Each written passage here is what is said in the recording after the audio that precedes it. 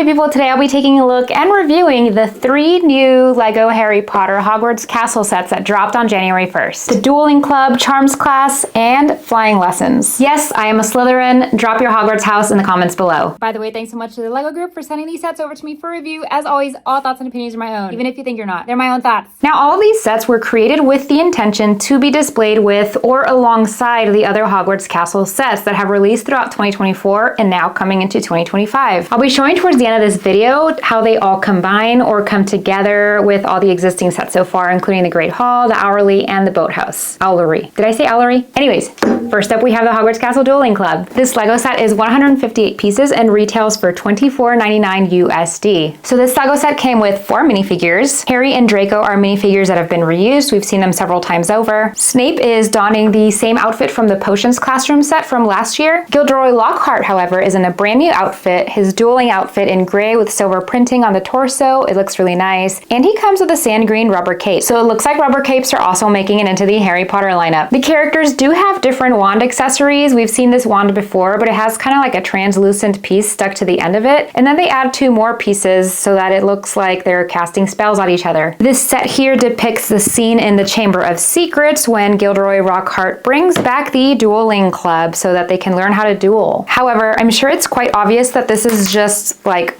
a table. So the minifigures are definitely needed here to make the set come alive. And come alive it does because there is a play feature built into the steps of the table so that you can emulate attacking your opponent. It's actually a pretty clever and simple contraption. The table build does look great. I'm happy to report that all of these pieces on the table are printed. And this is also what I mean when I say if there's a sticker pattern that is repeated so often in a LEGO set, why not just print the part? This is quite literally just 2 different prints across 6 different tiles. Anywho, there's also the snake accessory in this LEGO set to recreate where Draco casts the Sectum Sempra spell on Harry. The set also has a small fireplace build for the background, I guess, and it has one of the 14 collectible portraits. The back of this box does imply that you can combine this LEGO set with the Hogwarts Castle Great Hall, which I will show you later. As far as recommending this LEGO set, I can recommend this at retail price. Price per parts isn't there for a $25 set. Yeah, it's 158 pieces. And like I said, it's like just a table. Next, we have the Hogwarts Castle Charms Class. This LEGO set is 204 pieces and retails for $19.99 USD. There are 3 minifigures here. Professor Flitwick, but he gets a brand new torso print. Great design. Hermione and Ron, however, are the same reused figures, and Hermione is the one that comes with dual molded legs. This set did have a small sticker sheet, so 10 stickers, and I'll point them out throughout the LEGO set as I talk through it. The set itself is quite tiny. As you can see, it's like barely bigger than my hand, although it does fold out just like the Hogwarts Potions class set that came out last year. But worth noting, they are not the same size. I will touch on that later. When you unfold the Charms Classroom, it looks like the movie scene in the Philosopher's Stone when they are learning Wingardium Leviosa, complete with a chalkboard that has a sticker detail with instructions for the Wingardium Leviosa spell, a desk for Hermione and Ron with 2 books in front of them, and then 2 feather pieces so that they can practice making it levitate. Also note the printed tiles for the books. And there's also a podium for Professor Flitwick. The podium in particular has a fun play feature with a feather attached to the end and a little lever on the backside so you can make the feather float. It's pretty cute. Some sticker details in the background, these brown ones against the wall that will contain the names of some spells that you're probably familiar with if you're a hardcore Harry Potter fan. This engraving on top of the fireplace itself is a sticker. And then these half oval shaped stickers that go on these tiles above the classroom. And correct me if I'm wrong, but it looks like a new, or at least new to me, element. Above the entry into the classroom, there is another collectible portrait as well. Oh, and then all the books that Flitwick is standing on, like his little makeshift podium, are stickers as well. Once you're done, you can tuck the podium, the chalkboard, and the desks back into their little spots and fold the set back up pretty neatly into this little rectangle. There's also the functioning door so that you can walk into the classroom. Now, I actually love this little set. I find it really charming.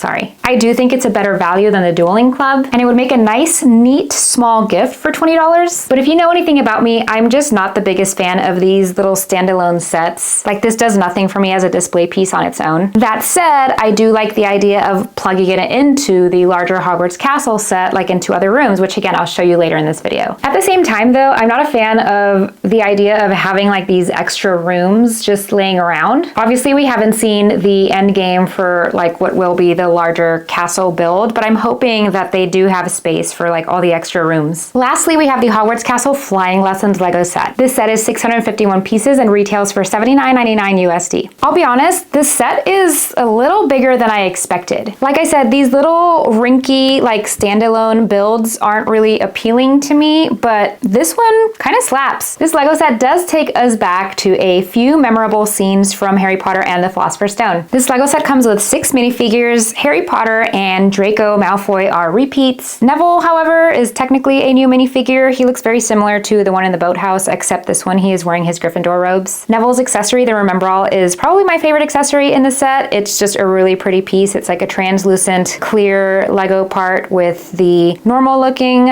on one side and then the red cloudy color for when Neville forgets something. Oliver Wood is also a new minifigure, donning a black sweater. Professor McGonagall, who is probably wearing the most plain outfit we have seen her minifigure form wear to date. Like, there is no printing on her skirt, and this is kind of sad when you consider how good the version from the boathouse looks, which is supposed to be from the same movie. And then finally we get Madame Hooch, who gets an updated print to this navy blue outfit, and she comes with a black cape. This is my first Madame Hooch minifigure. I think she looks really cool, and I love the second face print that has the goggles. The set itself folds up pretty neatly into this kind of standalone tower, and I think that looks really cool. Like, I don't feel like any of the promo pictures really focused or featured that view of the tower, but I really like it. Folding it out, of course, really recreates, you know, the scenes in the courtyard that take place here. One of them being when Madame Hooch is giving them their first flying lessons, and then the other scene when Oliver is teaching Harry about Quidditch. There's actually so many scenes that you can recreate with this set, and I made a small video about this over on Instagram with all of the scenes while I was watching the movie and building the set. But there's even, you know, when Neville goes on the broom that's going crazy and then he like hooks himself on this statue, it's right here, and then he falls on this like the black poles that are hanging out of the building and then eventually on the ground. Like, all of that is right here. I think that's really cool. One scene you can recreate is Harry chasing Malfoy when he has the Remembrall, and there's actually 2 little buttons on the backside and you can make it pretend like they're flying. That's honestly so cute. And then to help you recreate some more scenes, there's actually 4 rooms total in this set. 2 of them slide out for play. So this top one up here is actually the Transfiguration classroom. So I guess this set comes with its own version of another classroom, even though it's not anywhere near as detailed as the Charms or Potions classrooms that we've already gotten. It does come with some desks here and the ability to transfigure this cup into a crow parrot. Is that supposed to be a parrot? It's a black parrot part. It's actually really cool looking. Underneath McGonagall's classroom is the Quidditch equipment room with the different Quidditch balls and a helmet for when Oliver is showing Harry the rules of Quidditch, and then the sticks. What do you call the sticks to hit the bludgers with? I don't remember, but they're all here. On the opposite end of the build, when it's unfolded, are 2 rooms that do not slide out, but the top one is McGonagall's office, which actually does look pretty accurate to the scene, which is where she sees Harry successfully catch Neville's Remembrall, which is what then leads her to ask Oliver Wood to make Harry the seeker for the Gryffindor Quidditch team. Underneath that is the Quidditch trophy room, which is where we see Hermione show Ron and Harry that Harry's dad was a seeker for the Gryffindor Quidditch team as well. Also, that's a printed tile back there. Like, that's really cool. In this room specifically, we also get 2 more of the collectible portraits. At $80, I feel like the price is a bit high, but I do feel, again, like this set is a hidden banger. I had a lot of fun building this set, and just the ability to recreate so many iconic scenes from the movie was pretty nostalgic for me. But yeah, definitely recommend waiting on a good sale for this set. I wouldn't say this or any of the sets that I've covered here today are necessarily something you need to rush out and get, especially since this part doesn't really connect to the Great Hall or the Owlery or the Boathouse that we already have, which is kind of a bummer because I was kind of hoping that we would be able to connect them as we go, like as they were being released, you know what I mean? But now let's take a look at exactly how all of the Hogwarts Castle Lego sets in this new build system can combine. First up, there is the Great Hall, which quite honestly was one of my favorite Lego sets of 2024. It's a Lego set that surprised me in terms of like what I expected from it. Like, I did not expect to enjoy building this as much as I did.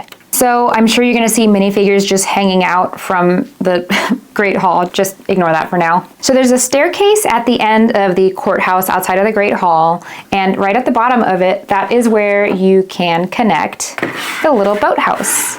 And the boathouse is where, like I said, this Professor McGonagall with the incredible print detail in the front and the back comes in. After that, the next set that was built into this new build system was the Hogwarts Castle Owlery. So the Owlery doesn't actually have any attachments, but I believe it's supposed to just be a freestanding build, kind of somewhere back there. Somebody correct me if I'm wrong. I know it either goes on that side or on this side, and I can't remember at this point. So the next step, we have the potions classroom build from last year, which is similar to Charms in that it opens up and then you can close it back up neatly into this little rectangle. Because the potions classroom is technically in the dungeon, it's meant to slide into one of these slots underneath the Great Hall, one of which is the Hufflepuff common room and the other one which is the troll in the bathroom scene. But then we're just left with like an extra room. Now the Charms classroom, which I just covered earlier in this video, like I said, it's smaller than the potions classroom, but it fits perfectly into this middle room where it's like, I guess, a portrait gallery. This I would say is the most useless room, if you ask me. So I would definitely much rather have this slot in the middle filled with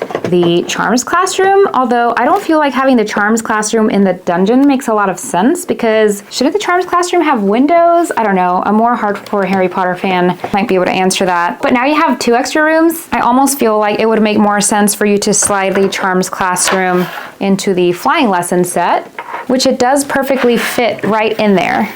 And the tower still fully closes. And so right now we're left so far with 2 extra rooms. So I don't know, while I like the idea of it, I'm not sure how I'm gonna love if at the end of this I'm just left with all these sort of like spare rooms with nothing to put them in. And lastly but not leastly, the Dueling Club set. So this one you are meant to put in the Great Hall, except again you have to remove all of these things in the Great Hall, oh my god, to put the Dueling Club in it. Oh my god, now I just have all these Lego sets on the table and it's giving me anxiety. Then, like I said, this part of the castle doesn't quite really attach to anything that we know of yet. Like there's some clips on the back side of the Great Hall here, but I can't see anywhere on the flying lessons area that you can clip. Oh, well, maybe, I don't know. There's one clip here.